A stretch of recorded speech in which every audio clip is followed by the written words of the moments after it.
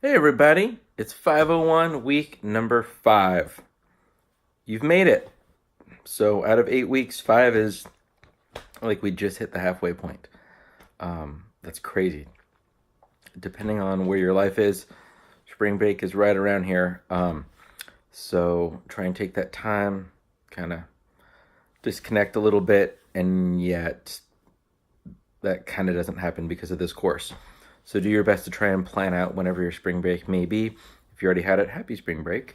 If it's forthcoming, perhaps you can, pick Monday morning, knock out your first discussion board post, and then kind of wait till the following Sunday. That gives you, some time off with that. As we look at week number 5, we have some readings. The Brumbaugh book. That's fun to say. The Brumbaugh book. The theme is kind of Google Maps. So there's some really cool stuff happening both in the book, which is like 4 pages, but there's some really cool lesson ideas. But also just in life, Google has been sharing out the augmented reality. So you may have heard of expeditions where you can throw on the VR, right? It ends up looking like this, and you're looking around. What it looks like, I don't know. Here's a Chipotle napkin, piece of cardboard, and you go like, oh, I'm looking around, and now the sea's below me, now the sea's above me. It looks ridiculous, which is why I always take that technology with a grain of salt. But now students can create their own expeditions with augmented reality, virtual reality, AR, VR, kind of you name it. And there's a lot of cool stuff that's been happening with Google Maps lately. So if you know none of that, hop on Twitter, as my mom calls it, the Twitters, and check out some of what's happening with Google AR. The hashtag you might want to follow is Google CI for Google Certified Innovator. That's what that stands for. I am one. And people that are Google Certified Innovators tend to share using that hashtag. So it's a cool way to both find some people to follow, some people to reply to, as well as just it's a cool place to find some resources. You're not really going to have a chat on it like Tuesdays at noon, but when I share something out that's particularly googly, I will share Google CI. You're also continuing to read Sir Ken Robinson's. You're on chapter 6. The theme for this week is Common Core. So the self-paced E-lesson, E standing for electronic. By the way, might not be working in Chrome. Open up a different browser. With me in Chrome, I just checked it. The audio would work, but I couldn't see. Not particularly engaging, but it's an interesting kind of entry point into Common Core plus technology. There's a video that is called Let's Chat Core.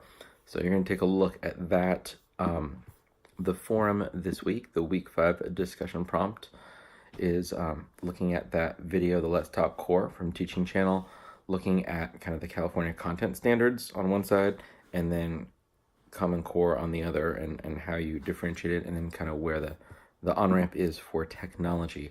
My personal view that you will not find in kind of any of these, but that I think adds an interesting voice to it, is that that's probably going to be the thumbnail that YouTube chooses.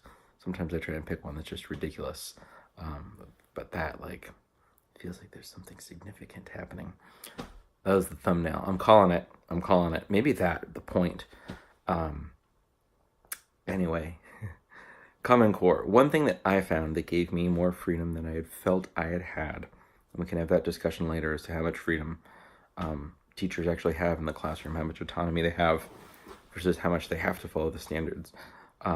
One thing for me, I found I was able to do is that once I saw those Common Core standards and they were not aligned with my book, I felt as though I had permission to not follow the textbook. And turns out I did. The other interesting thing is that we talk about the 4Cs, the P21, the Partnership for 21st Century Learning. There's all of these different types of skills that we want our students to have, and lecturing at them and then having them read a textbook and then giving them a quiz or a worksheet does not get those skills, right? Like there's no critical thinking. Well, I guess that's arguable, but communication, collaboration, creativity, those things, the 4Cs, are not happening in kind of the standard way that I was taught at or spoken at in the thing we call school. And so kind of taking the 4Cs, the P21, which isn't as popular, but then kind of Common Core and all of those, I felt I finally had some agency to be able to say, all right, like, I know that there are these tools that will let me and my students connect with other students and experts outside the room, and that's just not going to fit into my textbook, and that's okay. And that's when things really started getting interesting, and students really had more voice in my classroom than they had ever had before. So as you're kind of looking at this, if you're starting to get kind of that itch of like, all right, what do I do in my classroom that's a little bit different, or maybe there's going to be like a tension where you're starting to learn some really cool stuff, but you're like, this doesn't really fit either how I teach, or this doesn't really fit what my classroom is. This might be kind of an entry point into doing more student-centered activities, and technology is a great way to do that, right? If you have devices for every kid, like, dude, right now I'm recording on my phone. I call it a phone, and like, it's a video camera recording 4K. That's crazy. If I open up this blind, look, it's super bright, and my face is still exposed correctly. Like, this is a crazy thing. It's more of like a movie studio than a phone, and yet we call it a phone. I put that back, I'm still exposed. It's crazy how good of a video camera this thing called a phone is. Pardon me. And yet, it is. So that's what's going on kind of thematically with week number 5. You have another collaborative exercise. There's a Google Doc that links to like a really complicated thing where you'd set up with a group and find interests. I have found that takes like longer than actually doing the work.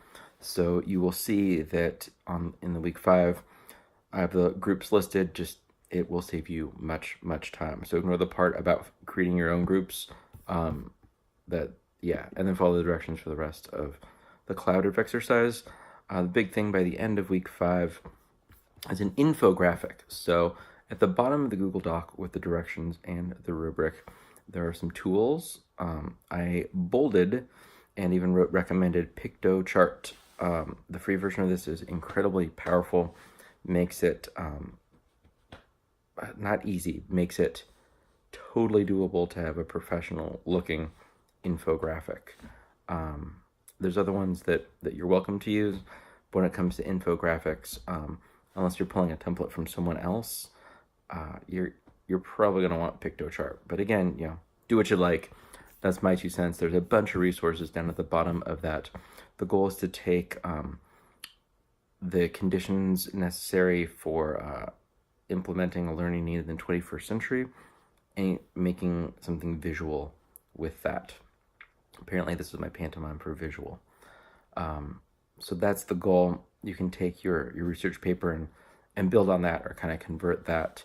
If you want some examples, the hashtag Q19, Ryan O'Donnell from the Check This Out podcast over in Rockland, California, he created a template that was Q19 by the numbers.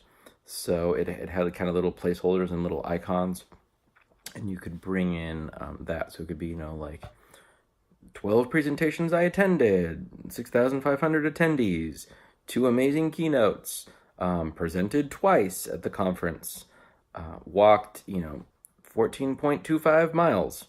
That's 2 round, 14.28 miles. Anyway, he gave you a template for that, so you can very much find that if you look at the hashtag Q19. You're welcome to kind of build on that. Your goal is not to do Q by the numbers, spring Q by the numbers, but to figure out a visual way to have conditions needed for effectively getting technology and learning needed 21st century, yada yada. You get it. You'll read it. It'll be great. That is due by midnight on Sunday. That is week number 5. Reach out with questions and thoughts, and happy week 5.